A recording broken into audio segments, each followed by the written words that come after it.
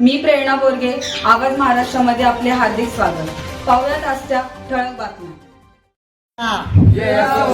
शेतकरी एकजुटीचा शेतकरी एकजुटीचा भात पिकाला 4,000 रुपये हमी भाव. भात पिकाला 4,000 रुपये हमी भाव.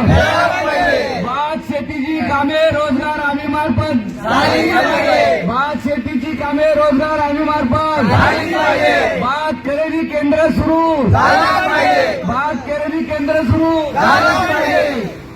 कल्याण माळशेज रस्त्याची दुरवस्था दूर कल्याण माळशेज रस्त्याची दुरवस्था दूर कोण म्हणतो होणार नाही कोण म्हणतो होणार नाही. आज या ठिकाणी आम्ही समस्त मुरबाडकर शेतकरी नागरिक प्रवासी यांच्या वतीने या ठिकाणी तहसीलदार कार्यालयासमोर शासनाला पत्रव्यवहार करून आंदोलना बसलेलो आहोत. आमची पहिली प्रमुख मागणी शेतकऱ्यांची आहे. शासनाने आम्हाला दरवर्षी दिवाळीपूर्वी भात खरेदी केंद्र सुरू करू असं आश्वासन दिलेलं आहे. आज तागाय 1.5 महिना झाला तरी सुरू झालेली नाहीत. ती तात्काळ सुरू व्हावीत अशी आमची पहिली प्रमुख मागणी आहे. सध्या निसर्ग सुद्धा शेतकऱ्यावर कोपलाय आणि खताची किमती वाढल्या, मजुरी वाढली, ट्रॅक्टर वाढली. त्यामुळे प्रति क्विंटल सध्या मिळणारा 2284 भाव हा शेतकऱ्याला परवडत नाही. त्यामुळे या शेतकऱ्याच्या भात पिकास कमीत कमी 4,000 रुपये हमी भाव मिळावा ही आमची दुसरी मागणी आहे.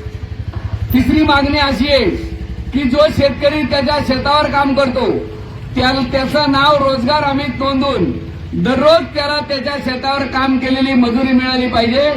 रोजगार हमी मार्फत त्याची नोंदणी होऊन त्याला मजुरी मिळाली पाहिजे ही आमची मागणी. यानंतर दुसरा विषय हा गांभीर्याचा विषय. राष्ट्रीय महामार्ग 61 या रस्त्यावरचं काम गेली 2 व 3 वर्षापासून सुरू असून सध्या माळशेज ते वैशाख या घाटात वैशाखरा ते सावर्ण्यापर्यंत साधारण 14 किलोमीटरचा रस्ता एकाच वेळी खोदलाय आणि त्यामुळे तिकडनं येणारी वाहने, तिकडनं येणारे प्रवासी यांना कितीतरी त्रास होतो. प्रचंड प्रमाणात तिथं वाहने नादुरुस्त आहेत. मग याला 5 किलोमीटरपेक्षा आमच्या माहितीप्रमाणे 5 किलोमीटरपेक्षा एका वेळी जास्त रस्ता देता येत नाहीत. मग तो 5 किलोमीटरपेक्षा जास्त रस्ता खोदण्यास परवानगी कोणी दिली आणि ती का दिली त्या अधिकाऱ्यावर कारवाई झाली पाहिजे. रस्ता कायम सुस्थितीत लागला पाहिजे. तो रस्त्याचं काम जलद झालं पाहिजे. लोकांना होणाऱ्या त्रासाचं कोणीही गंभीर दखल घेत नाही. याबाबत मला खेद वाटतो. तरी आज या आंदोलनाला विविध पक्षाचे सर्व राजकीय पुढारी येऊन गेले, कार्यकर्ते येऊन गेले. आमचे मित्र बालकृष्ण आरड, विष्णू चौधरी, दत्ता पतंगराव, विसामे तात्या, मगन गागस, सुधाकर जी, त्याच्यानंतर या सर्व कार्यकर्त्यांनी येऊन उत्स्फूर्त पाठिंबा दिलेला आहे. ही वयोवृद्ध माणसं आमच्या आंदोलनात सहभाग झालेली आहेत. तरी सरकारने आमच्या 3 मागण्या लवकरात लवकर पूर्ण कराव्यात. तहसीलदारांनी आमच्या 2 मागण्या महाराष्ट्र शासनाकडे पाठवाव्यात आणि तसं आम्हाला लेखी द्यावं. त्यावेळी आमचं आंदोलन संध्याकाळी थांबेल. आपण सर्वजण करत असलेल्या सहकार्याबद्दल सर्वांचे धन्यवाद.